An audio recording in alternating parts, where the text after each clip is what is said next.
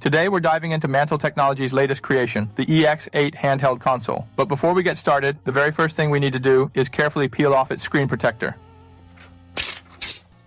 On the front, we have a single, continuous, impressive piece of glass. The screen features a 4.88-inch display, boasting a 3:2 aspect ratio, and its resolution impressively reaches 1080p. The processor inside is the MediaTek G99, and the price point for this device is approximately 669 yuan, if I'm not mistaken. Let's take another detailed look at its appearance. The shoulder buttons, as we can clearly see, are perfectly flat and neatly arranged in a straight line, offering a satisfying micro-switch tactile sensation when pressed. Up top, there's a fan exhaust vent for active cooling. You'll also find the volume up and down buttons, and naturally the power button is right there.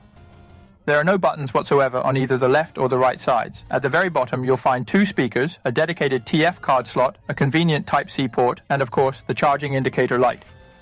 The entire handheld is extremely flat, and there's absolutely no information on the back, primarily because this unit is an engineering sample. Here we can see the fan's intake vent. When it's placed on a desk, there isn't any protruding bump, so the fan intake vent would most likely be blocked. Furthermore, this handheld console doesn't feature any dedicated grips to aid in comfortable holding. Now, let's consider the overall texture of this handheld device. It truly feels like a metallic machine, with a solid metal body. Interestingly, unlike many other handhelds, it isn't particularly rounded at all. In fact, it's quite rectangular. While the edges are distinctly square, they also possess a subtle curvature, giving it a somewhat rounded appearance as well.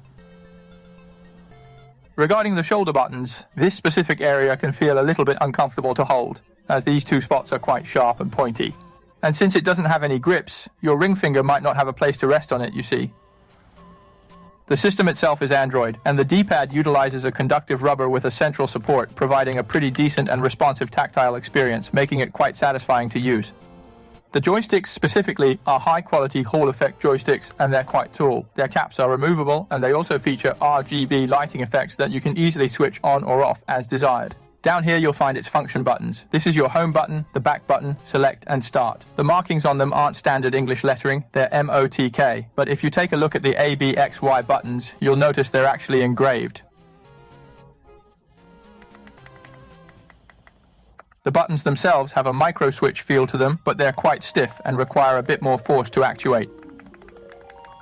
Both joysticks are designed to be pressed down, so let's quickly check out its weight. Tipping the scales at 262 grams and boasting a 4.88-inch screen with 1080p resolution, this device stands out as truly the largest full-screen handheld currently on the market for playing 3:2 GBA games. The IPS panel quality of the screen appears to be quite good, offering a decent visual experience. Looking at it from various angles, the viewing angles are quite good. It's also completely fine, no audio distortion whatsoever. Let's take a look at God of War 2 on the PS2. When it's displayed in a 4:3 aspect ratio, there are noticeable black bars appearing on both the left and right sides of the screen, which I think you can probably discern quite easily. This, my friends, is the G99. Now prepare to witness its ultimate special attack. I'm about to unleash its full power. At one-time scaling, there's a significant frame rate drop that occurs, requiring you to either downclock the system or simply lock the frame rate to a stable 30 frames per second to ensure smooth and enjoyable gameplay. It's just a normal frame rate, nothing special, nothing out of the ordinary about it. I will set its fan to operate at extreme speeds and adjust the performance settings to high performance mode. And now we'll listen to the fan noise, which is crucial for evaluating its performance under demanding conditions. The fan is quite small, so you practically can't hear any fan noise coming from it. The scaling factor is currently set to 2 times. Let's try setting it a bit higher and see how that goes. Its screen is 1080p, so let's try increasing the scaling to 4 times its original resolution. Oh, at 4 times magnification, the sound is already distorting and clipping, but at 2 times it's quite stable. A 16:9 aspect ratio, which will then nicely fill up the entire screen. 2 times scaling is perfectly acceptable. At this setting, the frame rate stays remarkably stable, providing a consistent and smooth visual experience without any noticeable drops or stutters whatsoever. Truly, it's quite good. However, as we just heard, there's still a slight frame drop, and some distinct audio clipping issues persist, causing a noticeable disruption.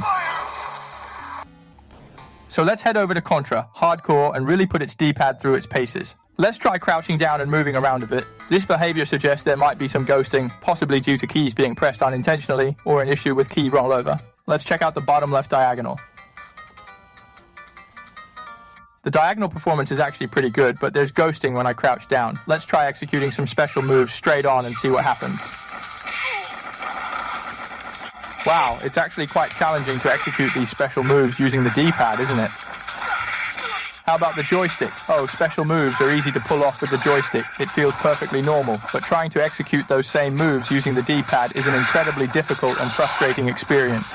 Yeah, when it comes to performing special moves, you should probably just use the joystick for that. This screen you see is primarily designed for playing GBA games. It boasts a 1080p resolution and supports multi-integer scaling, and right now it's set to achieve that perfect pixel-to-pixel mapping. So let's actually jump into the game and check out the visual effects for ourselves.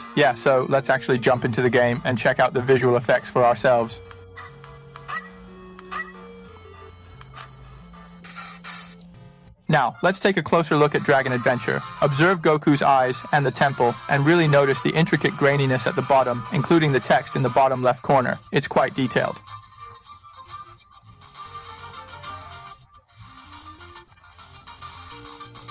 And check out the portrait of Goku in the upper left corner of the screen. The size is actually quite substantial, this 4.88-inch display. And here it is, placed right next to the original GBA for a direct comparison. It's considerably larger, isn't it? Let's go ahead and place it alongside a 4-inch 4:3 aspect ratio handheld console. And then we'll also conduct a comparison of the screen colors, a comprehensive review if you will. The colors on this particular screen here are a bit muted, a little washed out you could say, whereas the one down below, its screen colors are quite a bit more vibrant and rich. And now let's place it next to a 4.7-inch 4:3 screen to take a good close look and compare. It's also noticeably much larger. The screen colors are definitely quite dull, with a slight blue tint, which is something you can really see and notice when comparing them directly. Since it's an Android system, you can indeed stream, though the decoding time is quite lengthy. We can observe that for 1080p, the decoding time exceeds 2+ milliseconds, and network latency is contingent upon your specific network conditions. This decoding and streaming method really struggles when playing games that demand extremely low latency, making the experience less than ideal for such titles. So it's not the best for those particular games. It has a decoding time that is over 20 milliseconds. I should also mention that if you press and hold its M button, it does have a front-end interface that appears, but the visual appeal of that front end is honestly not all that great.